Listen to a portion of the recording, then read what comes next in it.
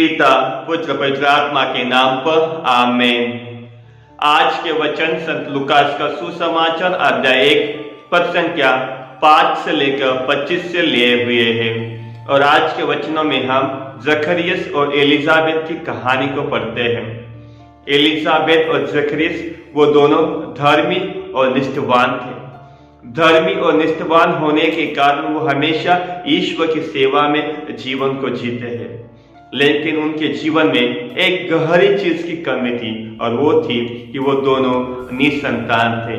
ख्रिस्त में मेरे प्यारे भाई और बहनों, निसंतान होने के कारण भी आज हम देखते हैं कि आज के सुसमाचार में जकरियस मंदिर में ईश्वर की सेवा करते हुए हमें दिखाई देता है। लेकिन जब हमारे जीवन में कभी किसी चीज की कमी होती है, जब हमें जो चाहिए नहीं मिलता है, तब हम ईश्वर को दोष लगाते हैं और हम ईश्वर से दूर चले जाते हैं। लेकिन इन दोनों से आज हमें सीखना है कि किस तरह से वो अपने जीवन में निष्ठावान थे और अपने जीवन ईश्वर के दिए हुए वचनों पे चलकर वो जी रहे थे। आज हमें भी अगर हमारे जीवन में जो चीज हमें नहीं मिलती है, अगर हमारे जीवन में किसी चीज की कमी है, तो हमें ईश्वर का दोष नहीं बल्कि विश्वास करना सीखना है। क्योंकि हमारा विश्वास हमारे कठिन समय में ही हमारे विश्वास की परीक्षा ली जाती है और ईश्वर ने उन दोनों की प्रार्थना सुनी। आज के सुसमाचार में जब वो मंदिर में सेवा कर रहा था जकरियस, तब हम देखते हैं कि स्वर्गदूत ने उन्हें कहा कि आपकी प्रार्थना सुनी गई है। एलिजाबेथ एक पुत्र को प्रसव करेगी और उसका नाम यूहन्ना रखा जाएगा, जो प्रभु यीशु का मार्ग तैयार करने के लिए आ रहा है।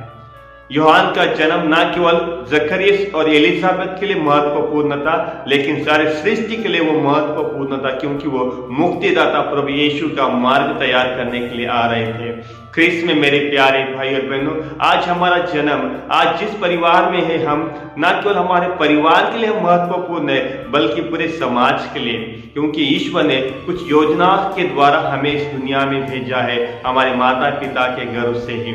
और इसलिए आज हमें ईश्वर की उस योजनाओं को ढूंढना है, ईश्वर के दिए हुए वचनों पे चलकर ईश्वर के राज को आज हमें प्रस्तावित करना है, साम्राज्य को स्थापना करना है, जहाँ प्रेम है, दया है, शांति और ईश्वर के वचनों पे चलकर आज हमें ईश्वर के पास लोगों को बुलाने के लिए जिस तरह से यूहन्ना ने किया था, आज हमें भी हमारे जीवन में प्रभु यीशु के पास लोगों को लाना है, अपने अच्छे कार्यों के द्वारा और विश्वास के द्वारा। जिस तरह से आज के सुसमाचार में हम लोग सुनते हैं कि जकरियस ने शुरुआत में उन्होंने संदेह किया था। कल के सुसमाचार में हम लोगों ने सुना था किस तरह से मरियम और यूसुफ ने स्वर्गदूत की बातों को विश्वास किया और उनके राह पे वो चल पड़े। लेकिन आज के सुसमाचार में जकरियस ने स्वर्गदूत की बातों पे संदेश किया, क्योंकि वो दोनों उम्र में बहुत बुजुर्ग हो चुके थे और इसलिए उसने संदेह किया था। आज हमें भी हमारे जीवन में उन्हीं की तरह कभी कभी संदेह की एक प्रकार की आदत हो जाती है। क्या सचमुच मेरे जीवन में ईश्वर ये कर सकता है? हमारे लिए जो असंभव है वो ईश्वर के लिए संभव है। आज हमें विश्वास करना है और यही आज के समाचार में जब उसने संदेह किया और संदेह के कारण उसका हम परिणाम देखते कि वो यूहन्ना बपतिस्मा का जन्म होने तक वो गूंगा था।